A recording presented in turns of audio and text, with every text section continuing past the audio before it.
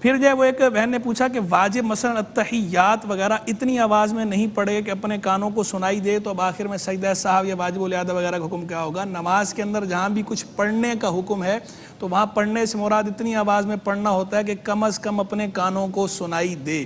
تو فرض یا واجب کے اندر اگر اس طرح نہیں پڑھا کہ اپنے کانوں کو سنائی دے تو وہ فرض یا واجب ادا نہیں ہوتا. تو یہ جو التحیات ہے اس کے اندر قاعدہ اخیرہ میں عبدہ و رسولہ تک بیٹھنا یہ تو فرض ہوتا ہے لیکن یہ پڑھنا واجب ہے. تو اس صورت میں اگر انہوں نے اس طرح پڑھا کہ اپنے کانوں کو آواز سنائی نہیں دی اور کوئی شور و غل وغیرہ بھی نہیں ہے تو اس صورت میں واجب ادا نہیں ہوا. تو واجب ادا نہیں ہوا تو اس کو حکم یہ ہوتا ہے بھولے سے واجب ترک ہوا ہو تو سجدہ سہو سے ازالہ ہو جاتا ہے, جان بوجھ کے ترک کیا ہو تو سجدہ سہو سے ازالہ نہیں ہوتا, نماز دوبارہ پڑھنی ہوتی ہے. پھر جو ہے وہ ایک بھائی نے پوچھا کہ فطرانہ کس پر واجب ہے اور ایک مزدور آدمی جو 2 وقت کی روٹی مشکل سے کماتا ہے وہ فطرانہ دے سکتا ہے یا نہیں دے سکتا؟ دیکھیں فطرانہ اس آدمی پر واجب ہے کہ جو قربانی کے اعتبار سے صاحب نصاب ہو. جو قربانی کا نصاب ہے کہ یعنی حاجت اصلیہ سے زائد اتنا سامان ملکیت میں ہو کہ جو 52.5 تولے چاندی کے برابر بنتا ہو تو وہ آدمی اس پر فطرانہ بھی واجب ہے. تو زکوٰۃ والا نصاب نہیں ہے, یعنی زکوٰۃ اور اس میں 2 فرق ہیں. ایک حوالان ہال کا فرق ہے, پورا سال گزرنے کا زکوٰۃ کے اندر ضروری ہوتا ہے, اس میں ضروری نہیں ہوتا. اور دوسرا جو ہے وہ زکوٰۃ مخصوص قسم کے اموال پر ہوتی ہے, ہر قسم کے سامان پر نہیں ہوتی. جبکہ قربانی اور فطرانے کا جو نصاب ہوتا ہے اس میں ہر قسم کے سامان کو کاؤنٹ کیا جاتا ہے. تو اب صاحب اگر قربانی کا نصاب بن رہا ہے تو فطرانہ واجب ہے, ادروائز واجب نہیں. رہ گئی یہ بات کہ مزدور آدمی جو 2 وقت کی روٹی کماتا ہے وہ فطرانہ دے سکتا ہے یا نہیں دے سکتا؟ اگر گنجائش ہے اور وہ دے تو دے سکتا ہے, اسے منع نہیں ہے, یعنی گناہ نہیں ہے اس کا دینا, ثواب کا کام ہی ہے, دینا چاہے تو دے سکتا ہے. پھر سوال پوچھا گیا تھیلیسیمیا کے اداروں کو زکوٰۃ دے سکتے ہیں یا نہیں دے سکتے؟ دیکھیں ادارے کوئی بھی ہوں, تھیلیسیمیا کے ہوں یا دیگر NGOs ہوں یا فلاحی ادارے ہوں, کسی بھی ادارے کو جب زکوٰۃ دینی ہو تو وہاں اس بات کا خوب جو ہے جانچ پڑتال کر لیں کہ یہ لوگ شرعی مسائل جانتے ہیں اور شرعی اصولوں کی روشنی میں زکوٰۃ اور صدقات واجبہ اور صدقات نافلہ کا فرق کر کے صدقات واجبہ کو اپنے مصارف میں ہی استعمال کرتے ہیں. اگر اس قسم کا آپ کو کلی اطمینان ہے تو بالکل زکوٰۃ دے سکتے ہیں, اور اگر ایسا اطمینان نہیں ہو تو پھر زکوٰۃ نہیں دے سکتے. ایک سوال پوچھا گیا بغیر بتائے زکوٰۃ دے سکتے ہیں کہ زبان سے تو گفٹ کہا, دل میں زبان سے گفٹ کہا, دل میں زکوٰۃ کی نیت تھی تو زکوٰۃ ادا ہو جائے گی؟ بالکل ادا ہو جائے گی. زکوٰۃ کے لیے صرف دل میں نیت ہونا کافی ہوتا ہے. شریف فقیر کو مالک بنا دیا, دل میں زکوٰۃ کی نیت تھی, زبان سے بھلے گفٹ کہا ہو, زکوٰۃ ادا ہو جاتی ہے. ٹھیک. پھر جو ہے وہ ایک بھائی نے پوچھا کہ 200 دراہم جس کے پاس ہوں اسے زکوٰۃ دے سکتے ہیں؟ وہی بات جو میں نے پہلے عرض کی کہ جو قربانی کا نصاب جس پر ہوتا ہے وہ زکوٰۃ کا مستحق نہیں ہوتا, اس پر خود زکوٰۃ لازم نہیں ہے جب تک زکوٰۃ کا اپنا نصاب نہ ہو. تو قربانی کا نصاب اگر پورا ہو رہا ہے تو وہ زکوٰۃ کا مستحق نہیں ہے. ہاں وہ بندہ جو قربانی کے اعتبار سے بھی شریف فقیر بن رہا ہو تو وہ زکوٰۃ کا مستحق ہوتا ہے جبکہ ہاشمی نہ ہو. پھر جو ہے وہ اس بہن نے سوال پوچھا کہ حج کے لیے 11 لاکھ اور کچھ ہزار جمع کروائے تھے تو وہ زکوٰۃ میں, سرکاری حج کے لیے, تو وہ زکوٰۃ میں محسوب ہوں گے یا نہیں ہوں گے؟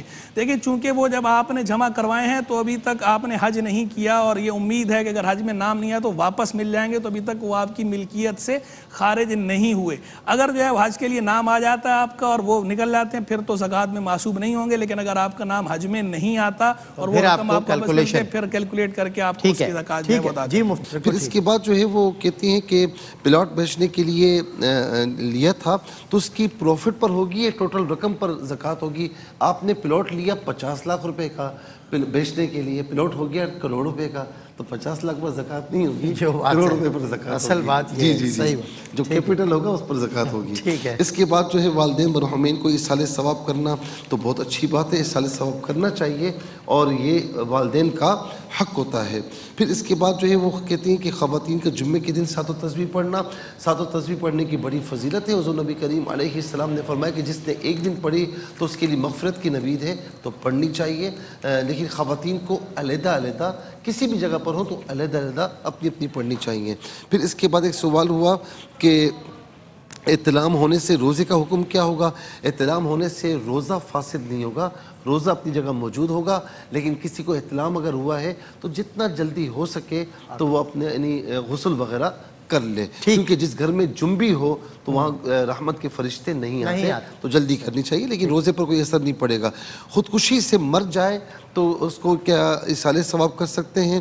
خودکشی کی بڑی وعیدات آئی ہیں اور اس کی یعنی حدیث کریمہ بھی ہے، قرآن کریم میں بھی ہے کہ اپنے آپ کو ہلاکت میں نہ ڈالو، لیکن اس کے باوجود خودکشی کرنے والا بہرحال مسلمان ہے اور اس کے لیے دعائے مغفرت اور ایصال ثواب کیا جا سکتا ہے۔ بالکل ٹھیک۔ اچھا، اسی طریقے سے دوران روزہ مینسز ہو جائیں تو مثال کے طور پر کوئی بھی روزہ ہو اور اس میں مینسز ہو گئے تو روزہ تو ختم ہو گیا۔ علماء فرماتے ہیں کہ کسی کے سامنے کھانا پینا نہ کرے، تاکہ لحاظ اور آداب۔ بڑی اچھی بات۔ اس کے بعد جو ہے وہ وطر قضا ہو جائے تو کیا حکم ہے؟ وطر واجب ہے، قضا ہوں گے تو آپ کو اس کی قضا کرنی ہوگی، پڑھنے ہوں گے، کسی وقت بھی پڑھ سکتے ہیں۔ اچھا، گھر میں بلی پالی ہے تو یہ بلی آپ نے پالی ہے، بال ہیں تو اس میں کوئی شرعی مسئلہ نہیں ہے، لیکن اگر کوئی ڈاکٹر یعنی طبی حوالے سے کوئی اگر مسئلہ اس میں ہے تو وہ آپ خود غور فرمائیں جیسے کہ چھوٹے بچے اس کے بال جی ہاں نقصان ہوتا ہے تو وہ آپ خود غور فرمائیں، شرعی طور پر کوئی ایسا مسئلہ نہیں ہے۔ ٹھیک ہے۔ اور اس کے علاوہ ایک سوال یہ ہوا کہ تراویح کی نیت، اچھا فرض میں اللہ کی نیت، سنت میں رسول کی نیت نہیں، ہر چیز میں اللہ کی نیت ہوتی ہے۔ فرض کی نیت یہ ہوتی ہے کہ میں نیت کرتا ہوں 2 رکعت یا 4 رکعت یا 3 رکعت فرض جو ہے وہ واسطے اللہ تعالیٰ کے، وہ میرا خانہ کعبہ شریف ہے۔ سنت کے لیے نیت کرتے ہیں کہ 2 رکعت یا 4 رکعت کی میں سنت کی نیت کرتا ہوں، سنت رسول اللہ کی واسطے اللہ تعالیٰ کے، اس میں یہ کہہ سکتے ہیں کہ سنت رسول اللہ کی واسطے اللہ تعالیٰ کے۔